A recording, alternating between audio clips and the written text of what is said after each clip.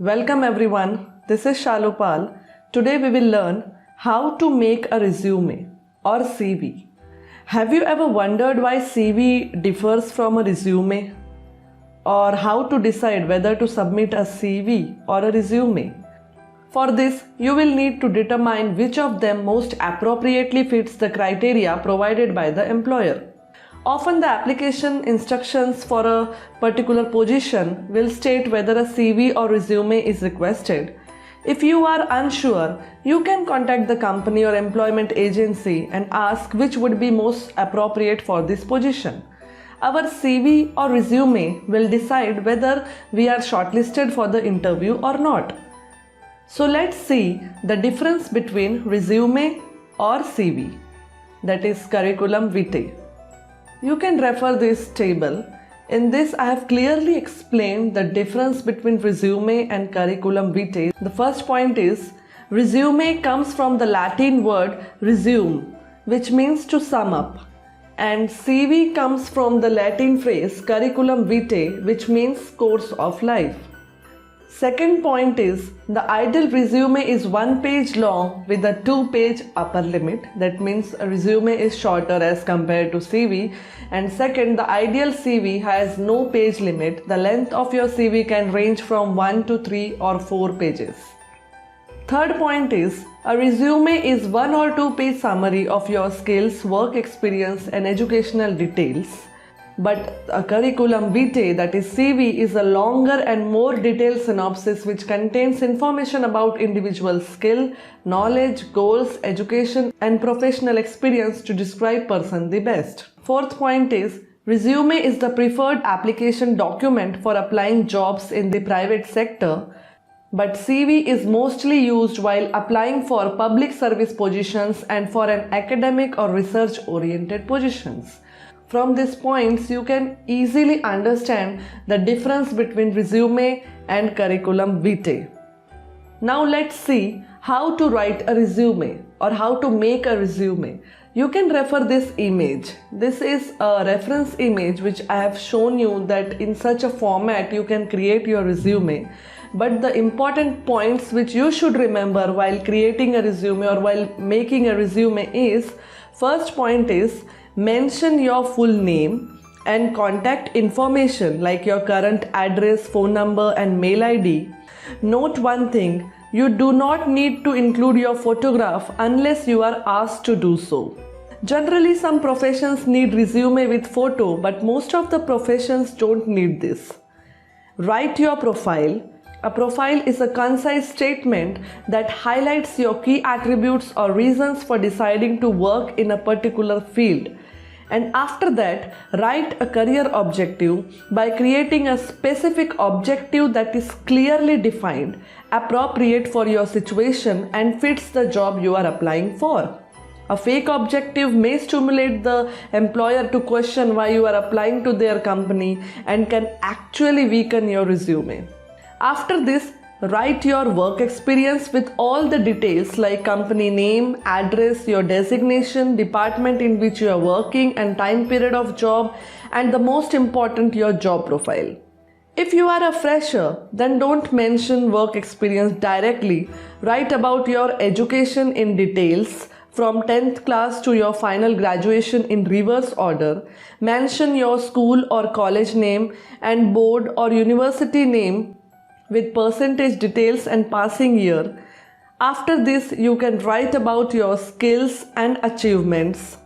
Your skills can be the computer skills, technical skills, or languages you can speak, read and write.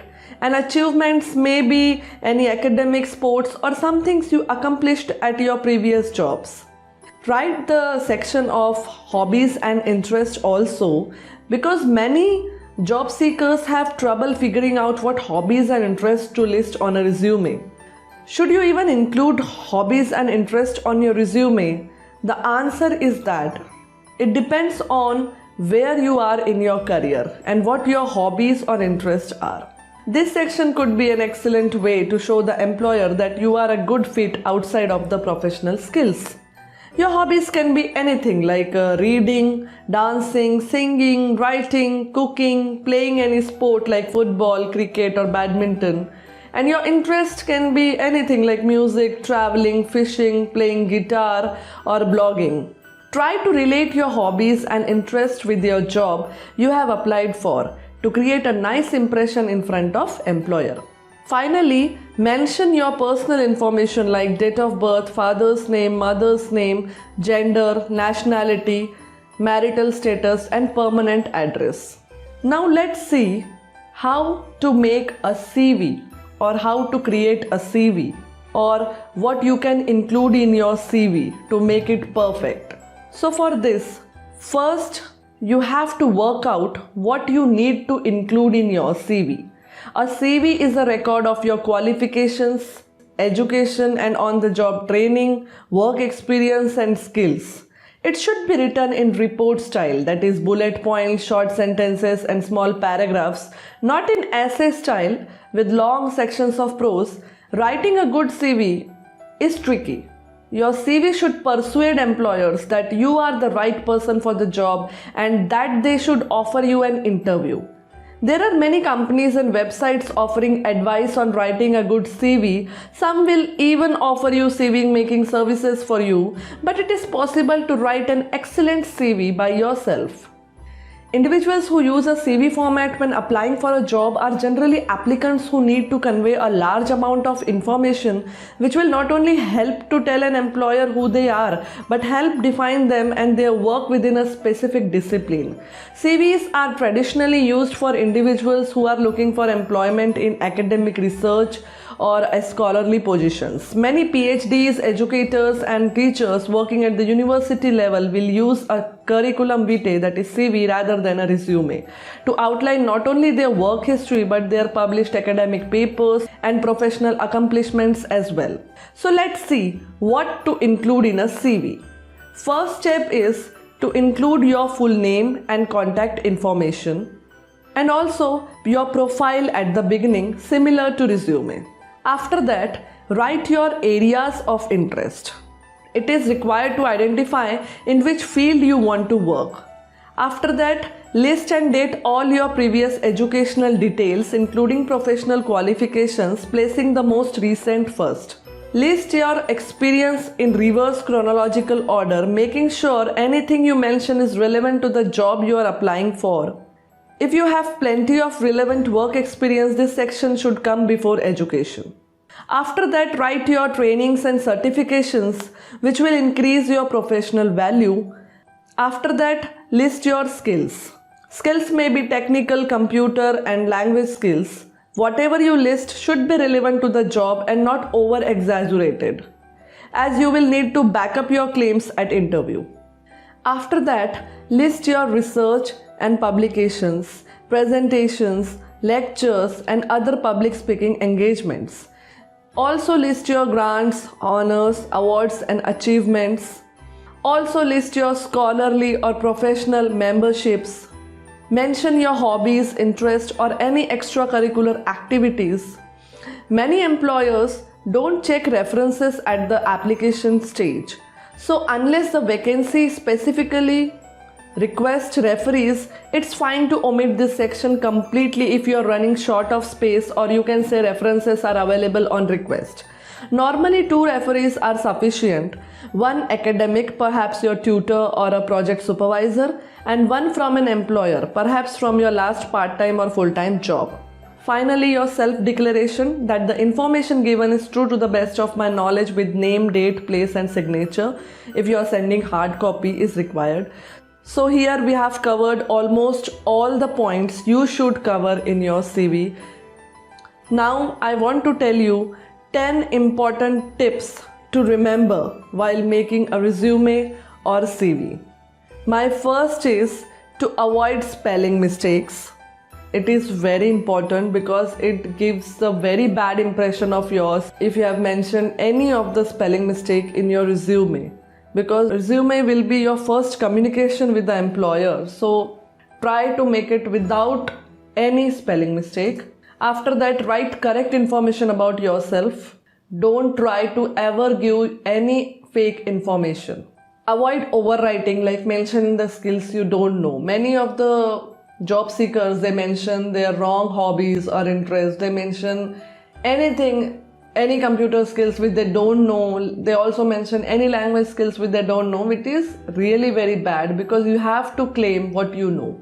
And in interview, the interviewer can ask you anything about your resume, and if you're not able to answer that, then it will reduce your chances to get hired. Please mention point-wise work experience details.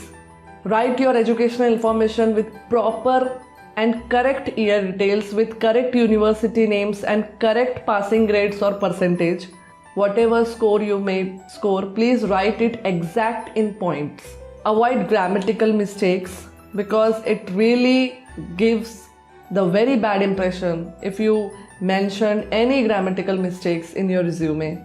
It will show your carelessness. Mention appropriate references who can give you good feedback, which is very important, because in many jobs nowadays they are asking for referees. So give your references properly, so that when they call your references for verification, they can give you a good feedback of yours. So this will increase your chances to get hired. Use standard font size and select your font style properly. This is very important. Standard font size is between 11 to 12, and try to select your font style as simple as possible, which is easily readable by the interviewer. Refer some sample CVs or resume before making it for clear understanding. You can refer sample CV templates available online on wikihow.com for more understanding. And my last and 10th tip for you is, don't forget to give your declaration at the end of your resume. This is very important for you to declare your CV at the last, because the information you have shared with the interviewer is true and best of your knowledge.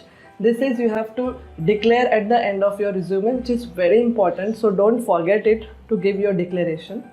Remember, please follow all my tips while writing CV or resume, because your CV and resume will create your opportunities to give interview in many of the organizations or companies. So try to make it simple and sober and to the point.